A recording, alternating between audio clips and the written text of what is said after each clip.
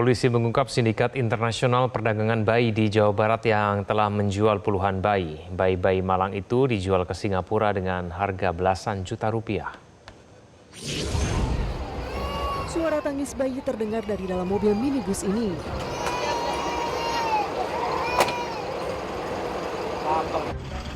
Enam bayi di dalamnya menangis ketika mobil sampai di markas Polda Jawa Barat. Bayi-bayi yang tidak diketahui asal-usulnya ini berhasil diselamatkan sebelum dijual. Dari mobil muncul 12 orang perempuan dengan tangan terborgol digiring polisi. Perempuan-perempuan ini adalah pelaku perdagangan 6 bayi yang ditemukan oleh polisi di daerah Pontianak, Kalimantan Barat dan Tangerang, Banten. Pelaku hendak menjual ke-6 bayi ke Singapura. Ke-6 bayi itu bersekitaran berusia berapa bulan, Bang? Untuk bayi masih belum berusia setahun, jadi mereka masih berusia 2-3 bulan. Nah, untuk bayi-bayi yang lain ini memang diperjualbelikan, orang tuanya menjual atau ini dari mana dapatnya? Ada yang orang tuanya menjual sejak dalam kandungan sehingga sudah dipesan, kemudian dibiayai persalinannya, kemudian anaknya diambil oleh para pembeli. Sejak tahun 2023, sindikat perdagangan bayi ini telah menjual sedikitnya 25 bayi usia 2 hingga 3 bulan. Menurut polisi, sindikat perdagangan bayi ini sudah 15 kali mengirim bayi ke Singapura. Modus pelaku berinisial AF yakni menyamar sebagai calon pengadopsi anak dengan alasan tidak kunjung punya anak, lalu menawarkan uang adopsi sebesar 10 juta rupiah ke korban melalui Facebook. Korban yang tengah mengandung pun tergiur. Kasus terbongkar setelah korban merasa tertipu karena hanya ditransfer Rp600.000 untuk ongkos bidan.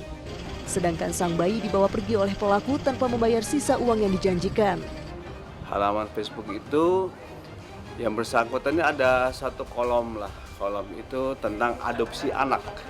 Jadi modus operandinya itu seperti itu awalnya.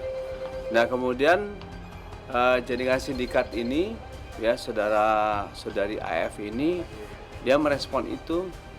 Kemudian insert di Facebook itu dan kemudian berbagi nomor handphone. Ya.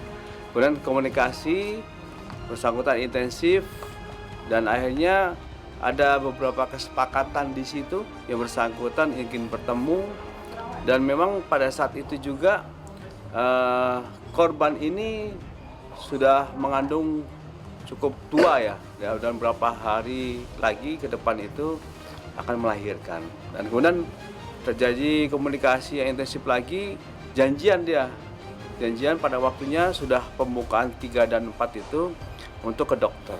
Dengan kesepakatan deal ketika nanti setelah lahir itu mendapatkan 10 juta ya.